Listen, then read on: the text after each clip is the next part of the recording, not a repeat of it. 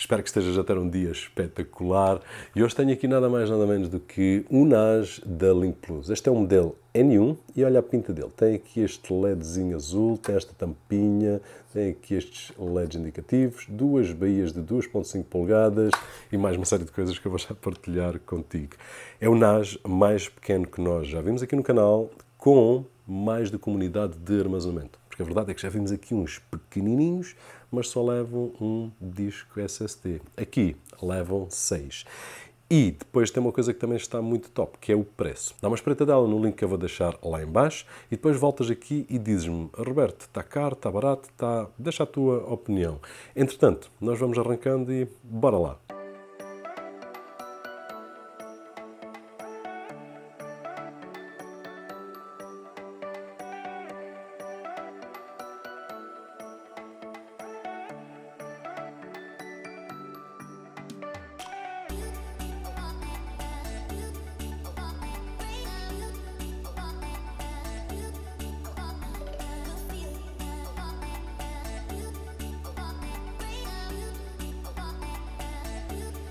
Então, ele corre um sistema operativo que é o Unraid. E nós já vamos falar um bocadinho melhor sobre isso. Mas se tu por acaso estás a utilizar um computador com Windows 10 ou 11 e ainda não ativaste, não há necessidade. Basta passares no site da sidicasales.com, onde vais encontrar licenças OEM oficiais a preços espetaculares e com o cupom de desconto que vês aí no ecrã. E lá em baixo na descrição vai ficar um bocadinho mais barato. Portanto, não há necessidade de andarmos com máquinas sem estarem ativas. Esta, por exemplo, tem Unraid e tem uma licença básica ativa. E isso é top. É um NAS pequeno, como tu consegues ver aí. É tipo um palmo, e lá em baixo nas especificações tens as medidas exatas. Podemos colocar em qualquer sítio. Se tu tiveres uma mesa de cabeceira, por exemplo, até podes colocar lá. Atenção à mesa de cabeceira, porque ele tem uma ventoinha ativa. Eu não sei o que é que diz no site, mas tem. E apesar de ser silencioso, coloco num canto qualquer e não ouço, se eu estiver aqui com a cabeça ao pé, já ouço. O Unraid é um sistema muito fixe, tem muitos prós, tem alguns contras. Na minha opinião pessoal, a nível de armazenamento, não é o meu favorito, mas é um dos meus favoritos no que diz respeito à instalação de aplicações de forma fácil, em que qualquer pessoa consegue carregar num botãozinho e tchanã, consegue ter Home Assistant, AdGuard e mais uma série de coisas. E tem mais aplicações do que o normal dos sistemas operativos dos NAS. Tirando a parte do Docker, em que a gente consegue se esticar mais, mas aqui também temos Docker, portanto estamos à vontade. Tem duas baías de 2.5 polegadas, aqui na parte da frente, onde nós vimos, e tem também aqui 4 baías para discos SSD M.2 NVMe.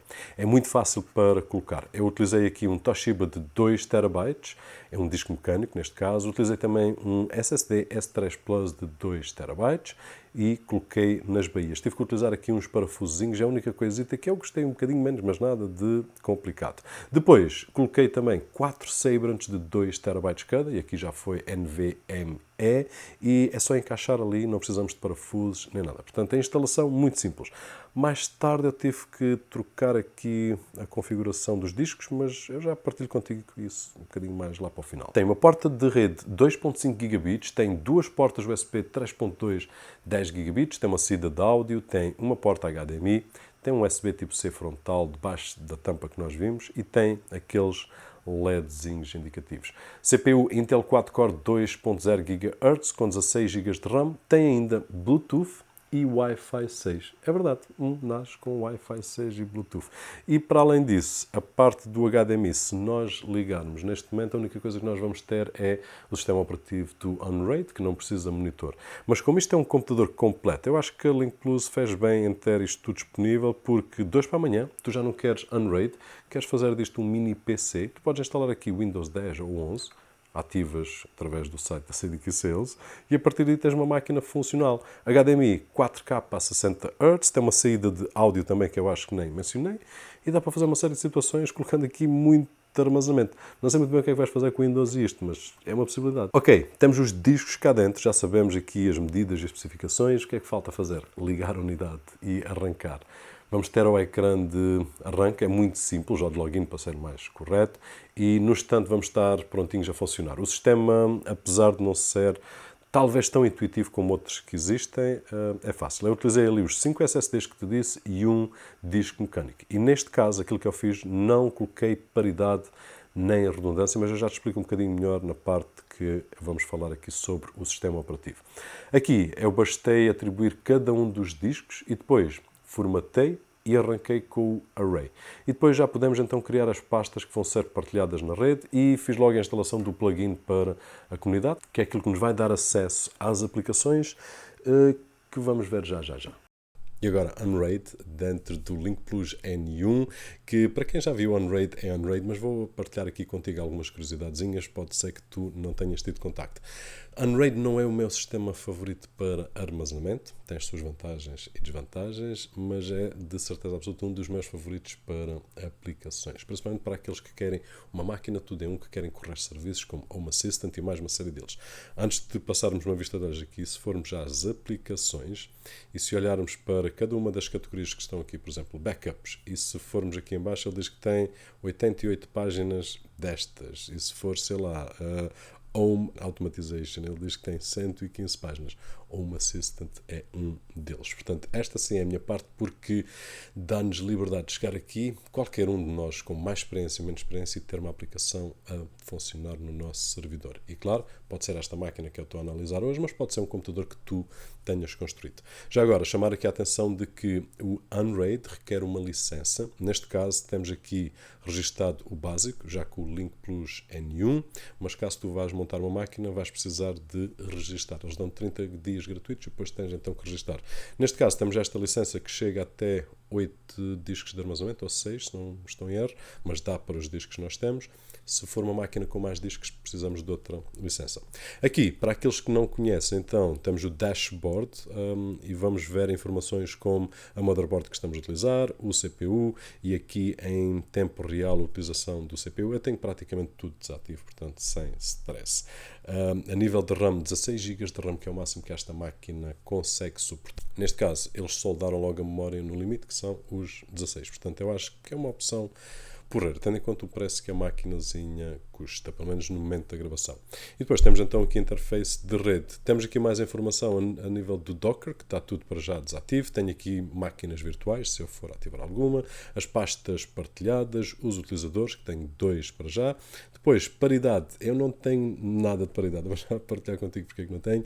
E o array diz que tem um Hit Warning, ou seja, ele já me deu aqui um aviso ou 2.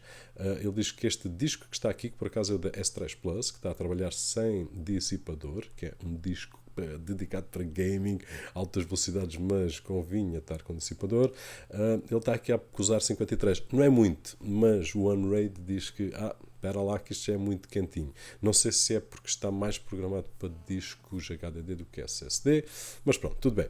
Se formos agora aqui ao main, o que é que ele me vai dizer? Vai dizer que tenho 5 discos neste array, tenho um disco de fora, que é o Toshiba HDD. E porquê que eu deixei de fora? Porque inicialmente achei fixe, ok, vou colocar os discos todos, vou partilhar contigo o vídeo, mas depois quando fui criar o array, pensei, não faz sentido criar um array com 5 SSDs e um HDD. Portanto, ainda pensei, vou utilizar o HDD para paridade, mas ele também não permitiu utilizar discos de 2 terabytes para paridade. Ele estava-me a pedir acima daquilo que eu tenho. E como eram todos de 2 terabytes, não permitiu. E aí a razão porque é que eu não tenho redundância nesse sistema. Portanto, este sistema é só mesmo para testes, para brincar. Eu não vou colocar aqui dados críticos, mas se tu fores utilizar Unraid, aquilo que eu te sugeria no setup destes, por exemplo, é, em vez do Toshiba de 2 terabytes, teres de 4 terabytes, e então ficava esse com paridade. Temos também ali a opção de cache, que eu não estou a utilizar, porque estou a utilizar SSDs, portanto estar a colocar aqui mais um SSD que não cabia, mas ao utilizar um SSD para cache, para mim não fazia muito sentido. Basicamente é essa a informação que nós vamos ter aqui. A temperatura, se temos muita escrita, muita leitura, como tu estás a ver, pouquinho para já, apenas aqui alguns testes pequeninos, alguns erros se houver aparece aqui e basicamente é isto. Depois temos as shares, ou as pastas, que eu já criei aqui 2 e já partilhei aí ainda agora durante a explicação ou durante a parte de inicialização, mas se eu quiser adicionar mais alguma é só chegar aqui. Há uma situação que eu gosto de fazer em qualquer sistema, não apenas no Unraid, que é depois de escolher o nome, etc, escolher qual o disco, se eu tiver opção, é claro, o Unraid nos dá e outros sistemas também nos dá, se escolhermos um modo RAID que nos permita, ou então sem RAID, com discos individuais. E aqui nós podemos fazer exatamente isso e dizer, olha, este tipo de dados, filmes, música, seja aquilo que for, é naquele disco. Então eu sei exatamente naquele disco que está a ser escrito.